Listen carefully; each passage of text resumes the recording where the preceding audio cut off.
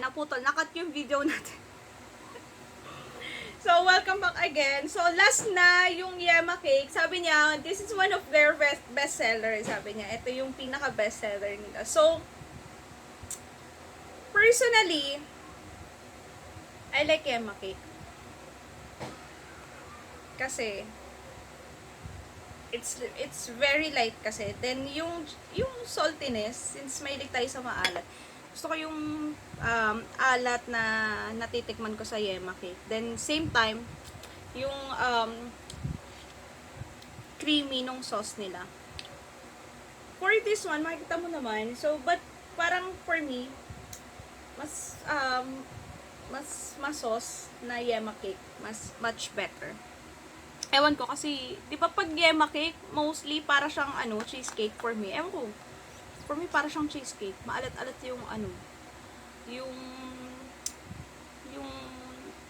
sauce niya. Icing, ganun. Then, meron siyang, dito, cheese sa ibabaw or grated cheese na sobrang dami. Well, it's a good thing. Masarap. Masarap yung nila. Ano tag dito? Masarap yung sauce. So, tikman natin yung Yema Cake nila kung ito talaga yung bestseller. Habang kanina kumakain sila nanay, tinanong ko sila kung ano yung the best or ano yung mas gusto nila sa sa tatlong cakes or tatlong flavor na in-order na binigay ni Zen kanina. Si nanay preferred niya to kasi yung tinapay daw, preferred niya tong cheese, Yema Cake. Yung tinapay daw kasi, para sa chiffon cake, yung in-order namin, or yung binibili namin sa Quezon. Tapos yung sauce, creamy siya, na medyo maalat nga. Kasi since given na may sagana yung makikita nyo, girl, sagana yung grated cheese nila sa ibabaw. But for me, siguro, something to improve is kung mas sauce. Although matik naman yung sauce nila sa ibabaw, yung Yema sauce. Pero, ewan ko, gusto ko yung parang nagdi-drip siya or bumabaha yung sauce pag Yema Cake. And, si tatay, ang gusto naman niya is yung chocolate mousse kasi hindi masyadong matamis. Since hindi naman siya fan ng cake at ayaw niya na sobrang tamis.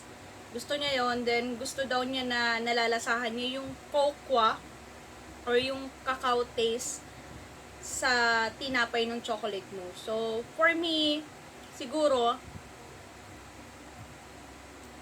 I'll choose chocolate mousse and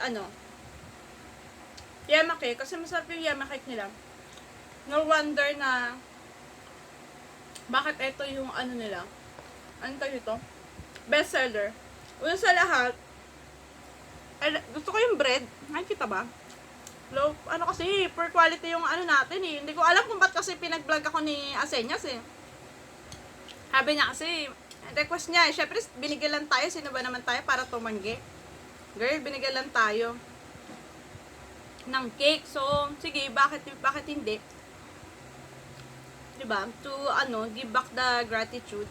Kasi, syempre, wala tong bayad, girl. Tinanong ko pa siya, biniro ko pa siya. Alam ba ng management niyo yan? Mamaya, kinupit mo lang yung cake. Sabi niya, yes, alam. Then, yun nga, syempre gusto din daw ng management na malaman yung opinion ng iba or nung normal customer. It's my first time to try their cakes, Ada's Confectionery. But, one of my friend, sabi niya natikman na daw niya, which is yung nasa SM Purview. And, mahal nga naman. So, ayun nga, back to Yema Cake. Yung pinaka-sponge niya, kasi alam ko yung sponge cake. Hindi siya ma-airy, hindi siya mabigat, sakto lang siya. Meron kasi yung, alam mo yung parang sinabi ni tatay na ano, na yung cake is ano, ampaw. Alam niyo ba yung ampaw?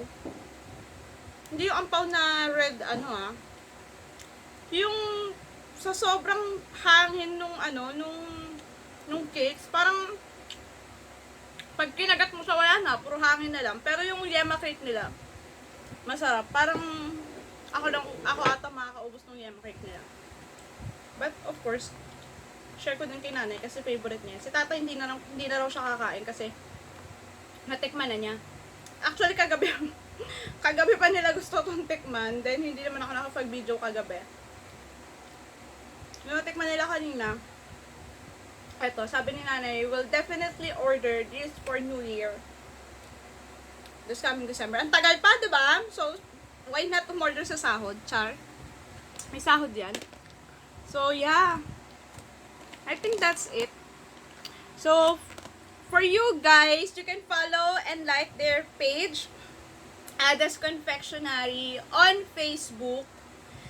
And I suggest to try their cakes kasi masarap naman talaga. Hindi siya yung sobrang tamis, hindi rin siya matabang, hindi siya tinipid sa ingredients, and fresh siya.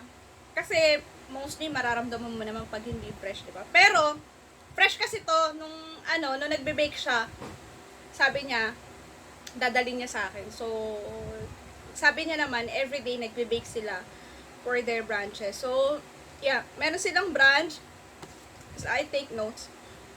Sa SM Preview, ground floor, sa kiosk, it's a kiosk sa food court. SM Sangandaan, SM Valenzuela, SM Sukat, if you are on, kung mga nasa south kayo, Robinsons Manila, then Walter Mart, Plaridel, and there is some other locations pa na you can check out on their Facebook page. You can like, follow, and share. I can guarantee you na sobrang affordable ng price nila. Kasi kahit ako nung sinabi niya yung price, medyo nagulat ako. Like, for this tab, and with the quality of the cakes that they are selling, hindi rin ako makapaniwala. But, pagdating doon sa mga kiosk nila sa SM, there will be a price difference, of course, because, you know, yung cost and costing is different pag nag-uupa ka ng kiosk sa SM.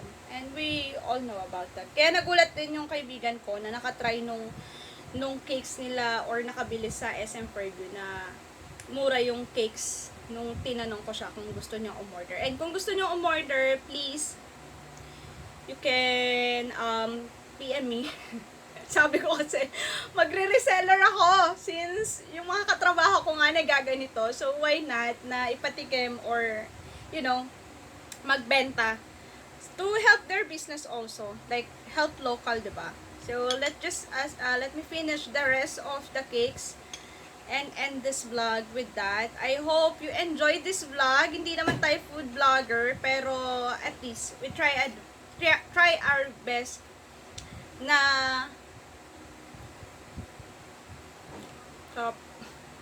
we try our best na magbigay ng honest review sa Ada's Confectionery.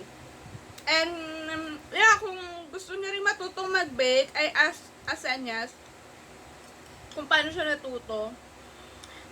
Nag-aral siya ng course of baking course. I'll put the link. It's for free. Wala siyang binayaran. I think it's under TESDA.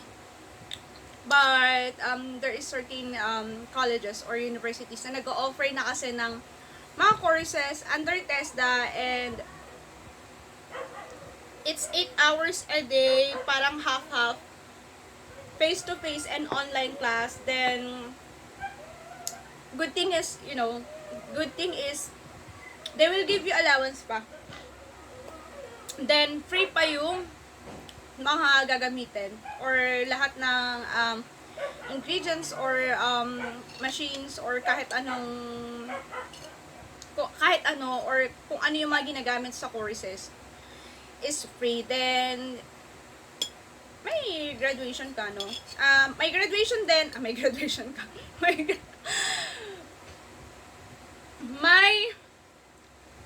graduation din and certification. So, if you want to have an upskilling, it's very good. So, I'm planning, but maybe next year.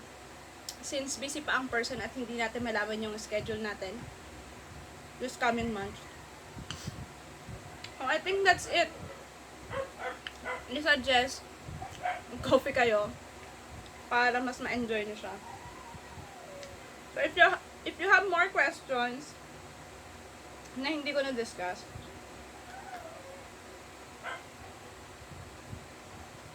pwede nyo i-visit yung page nila. And makikita nyo naman doon, nung vinisit ko, sobrang updated nung page nila.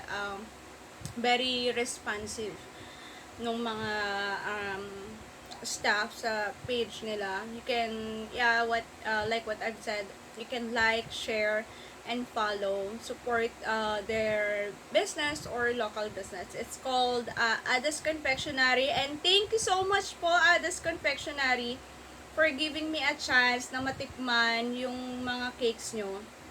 I heard from Azenias na manager or one of the management pa yung nag-pack at nag-ayos nung cakes para mapadala sa akin. I feel very special. Kahit akala ko nagbibiro lang siya, nabibigyan niya ako ng cake since binati niya ako nung birthday ko. Pero thank you so much. I hope you enjoyed this vlog. I hope makapag-upload na tayo or may progress na yung vlog natin. And thank you for the 69 followers natin or 69 followers natin sa YouTube. And ewan ko, ang goal lang naman kasi namin is 100 followers, and since it's almost a year, wala pa rin. But it's okay. Like what I've said, we're just enjoying or uploading random videos, that things that we think we enjoyed or updates on our daily lives, ganyan. And marami din naman kasi nagtatanong, anong nangyari sa YouTube ko, ba't di na ako nag-upload? Na-busy po ang person, kaya hindi po tayo nakakapag-upload. And as usual, we're uploading this as a raw video. Editing, maybe insert lang yung mga pictures and links. I'll be posting it or lalagay ko sa description ng video na to. Might tag you Zen and Ada's Confectionery. I must say na it's a must try for a change. Kasi 'di ba, usually bumibili tayo ng cakes na yung mga round or yung malalaki.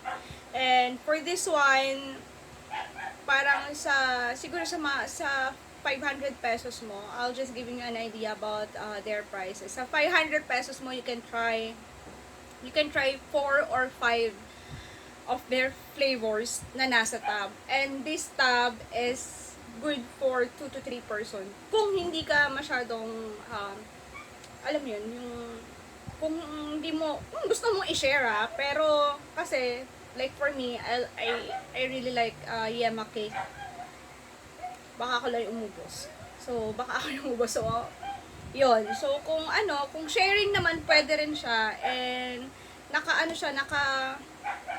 cute yung packaging niya. Hindi ko na napicturan. Napicturan ko siya. I'll post it and insert it na lang later. Then, yeah, that's it. I think that's it. Wala na akong ibang sasabihin because this video is really awkward. Nakaka-awkward magsalita at mag-video at the same time. But I hope you really enjoy our vlog for today's video, and I hope to see you soon. So yeah, happy Burr months mga ka-vlog.